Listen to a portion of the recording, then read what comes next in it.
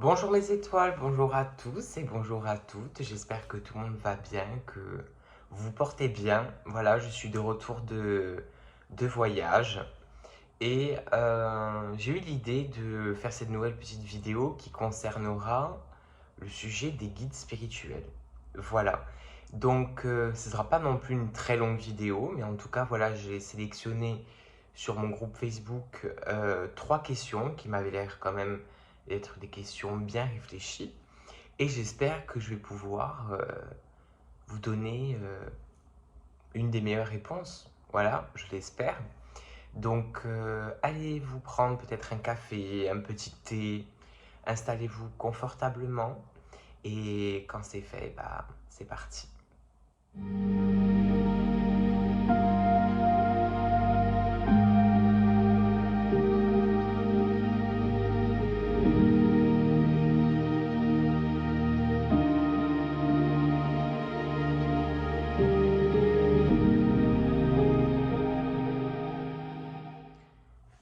Donc nous revoilà mes étoiles sur le sujet des guides spirituels. Donc vous savez à peu près tous qu'on a tous un guide spirituel, obligatoirement, et que celui-ci va nous guider sur tout notre chemin, du moins sur tout le long de notre chemin de vie. Voilà. Mais pas que. On va voir tout ça. Donc la meilleure, du moins la première question qu'on m'a posée et que j'ai retenue comme question est: est-ce que nous retrouvons nos guides de l'autre côté? Donc, c'est une bonne question. Donc, je vais répondre par oui, nous retrouvons les guides de l'autre côté. Il faut savoir que ce sont eux qui nous envoient sur Terre. Donc, nous choisissons notre guide et c'est lui qui choisit de nous envoyer sur Terre. Donc, on le voit déjà avant de nous incarner. Ensuite, on l'a à nos côtés durant, on va dire, tout notre chemin de vie, lui dans le côté au-delà et nous dans le côté terrestre. Et une fois que nous passons de l'autre côté, ce qu'on appelle la mort, oui, on retrouve son guide spirituel. Alors, on ne le retrouve peut-être pas pour très longtemps, mais en tout cas, jusqu'à ce qu'on arrive dans l'au-delà, le guide spirituel est encore là avec nous et oui, il nous suit toujours. Parce qu'un guide spirituel, c'est vraiment celui qui va nous guider. C'est dans le mot. Donc, du début jusqu'à la fin. Après, est-ce qu'il peut être 2 fois le même guide spirituel? Je ne sais pas. Je ne suis pas encore en haut pour voir ça. Mais en tout cas, ce que je sais, c'est que le guide nous attend jusqu'à notre arrivée de l'autre côté. Après, de l'autre côté, certainement qu'il y a d'autres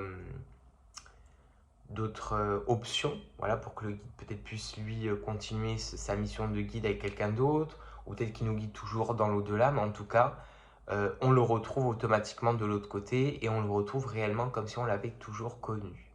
Et moi, je trouve que c'est ça qui est assez magique avec le guide. Voilà. C'est que sur Terre, on n'a pas forcément conscience qu'il est là. On vit notre vie normalement et pour les personnes du moins qui ne sont pas concentrées sur leur guide, ils vivent leur vie normalement sans savoir qu'ils ont des guides avec eux. Et en fait, arrivé de l'autre côté, bah, l'âme se rappelle qu'elle avait un guide depuis le début. Et de là, on se souvient de notre guide, on va dire, automatiquement. Voilà. Donc, oui, les guides, on les retrouve de l'autre côté. On passe à la deuxième question. Alors, choisissent-ils d'être guides? Est-ce une récompense par rapport à leur vie passée sur Terre? Alors, est-ce qu'ils choisissent d'être guides? Je dirais oui et non. Déjà, je pense que pour être guide spirituel, il faut déjà être bien dans son âme, on va dire ça comme ça. Il faut que l'âme soit très reposée et surtout, il faut que l'âme ait pu assimiler beaucoup de vie pour qu'elle puisse avoir un certain savoir et que ce savoir puisse lui servir en tant que guide, en fait, tout simplement. Parce qu'un guide a tellement de connaissances, a tellement de savoir, c'est grâce et c'est dû à toutes les vies qu'il a accumulées, à toutes les vies qu'il a pu vivre, à toutes les expériences aussi qu'on lui a fait vivre en tant qu'âme terrestre et aujourd'hui en tant que guide. Donc, est-ce qu'il choisit d'être guide? Je pense que certains peuvent le choisir et d'autres, c'est peut-être quelque chose qui se pose sur eux aussi pour peut-être continuer une mission. Après, une fois qu'on arrive au statut de guide, il faut se dire qu'on est plus qu'un sage, hein. C'est-à-dire que le pardon est déjà fait, l'âme est très reposée, l'âme est saine. Plus saine que ça, on ne fait pas. Voilà. Donc, est-ce qu'on choisit? Je pense que d'un côté, oui, on peut choisir, et d'un autre côté, je pense que ça vient à nous naturellement, je pense. Donc, pas tout le monde peut être guide, je pense pas. Mais en tout cas, tous les guides qu'on a aujourd'hui autour de nous euh, ont pu être choisis comme eux-mêmes ont pu choisir un peu leur parcours. Voilà. Et est-ce une récompense par rapport à leur vie passée sur Terre? D'un côté, je pense aussi, parce que c'est des âmes qui ont tellement souffert, parce qu'elles ont vécu sur Terre, donc elles ont connu toutes les sortes de souffrances, que ce soit sentimentale, que ce soit familiale, que ce soit professionnelle, personnelle, mentale, maladie. Donc, au vu de toutes les expériences qui passent sur Terre, parce que bon, certains se sacrifient pour réellement venir sur Terre, vivre des choses, et pour pouvoir justement après pouvoir obtenir ce statut de guide spirituel et de pouvoir par la suite guider les autres de l'autre côté. Donc, est-ce une récompense par rapport à leur vie passée sur Terre? Je ne sais pas si on peut appeler ça une récompense. Alors, ça peut être une histoire de sacrifice, comme ça peut être une histoire de reconnaissance. Voilà. Donc, je ne vais pas dire oui, c'est une récompense. Je vais dire oui et non. Voilà. Parce que être guide, ça c'est sûr que ça doit être un rôle qui doit être énorme avec tellement de responsabilités. Mais je pense que, comme je disais tout à l'heure, je pense que pas tout le monde, pas qu'on mérite pas d'être guide, mais je pense qu'on n'est pas forcément tous prêts à devenir un guide spirituel. Parce qu'après un guide spirituel, tu le restes très longtemps, voilà, sur une longue lignée, tu restes un guide spirituel. Déjà pour toute une vie d'une personne sur Terre, tu vas devoir l'accompagner sur Terre, donc tu vas devoir être disponible pour elle toute cette vie-là. Donc je pense que être guide spirituel, c'est quelque chose qui se prépare. Et est-ce que c'est quelque chose qui se mérite? Je dirais pas forcément, mais c'est quelque chose qui se prépare, à mon sens. Alors vous me direz, vous, dans les commentaires, ce que vous en pensez réellement. Mais pour moi, un guide spirituel, c'est plus quelque chose qui se prépare. Parce qu'avoir le titre de guide spirituel, c'est quand même, à mon sens, c'est quand même énorme. Voilà. On arrive donc sur la troisième question, qui est, faut-il les solliciter ou sont-ils toujours à nos côtés?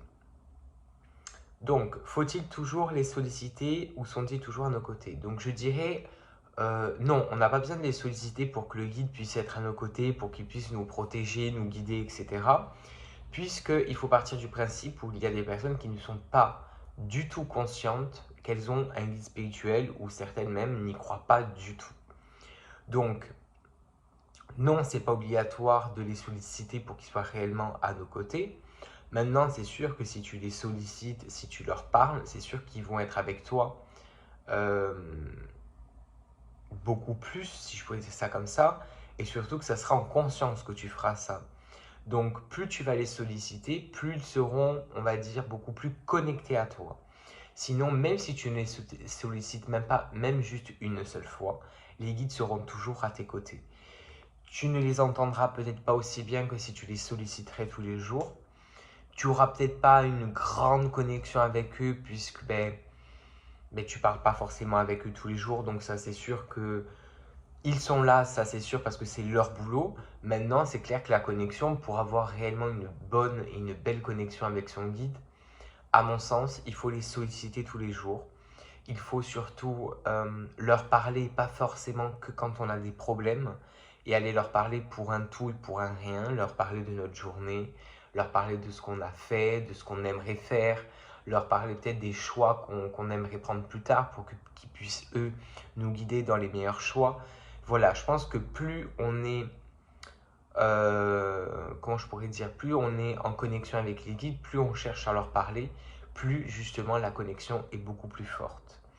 Après, si vous êtes dans le côté de ne jamais leur parler ou tout juste leur dire un bonjour, c'est tout, oui, ils seront toujours à vos côtés de toute manière. C'est votre guide spirituel, c'est comme votre carte d'identité, elle ne vous lâche pas de toute votre vie. Bah, le guide, c'est un peu pareil. Il est là pour c'est comme un contrat pour lui, hein. Donc il a signé ce contrat de votre naissance jusqu'à ce que vous passiez de l'autre côté.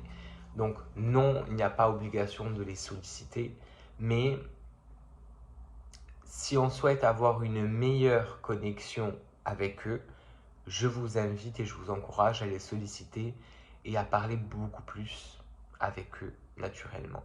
Voilà. Voilà mes étoiles, j'espère que mes réponses elles ont été à la hauteur de vos attentes. Dites-moi en commentaire si ce genre de petite vidéo avec quelques questions comme ça, questions-réponses, si ça vous plaît, si ça vous intéresse. Si vous-même vous avez des questions sur les guides, sur comment ça se passe de l'autre côté, je vous invite à me poser les questions même en commentaire, il n'y a pas de problème. Je lis tous vos commentaires et j'espère que cette vidéo vous aura fait plaisir. Voilà, tout simplement. Donc, je vous souhaite le meilleur à vos côtés. Je vous souhaite une énorme et solide connexion avec votre guide.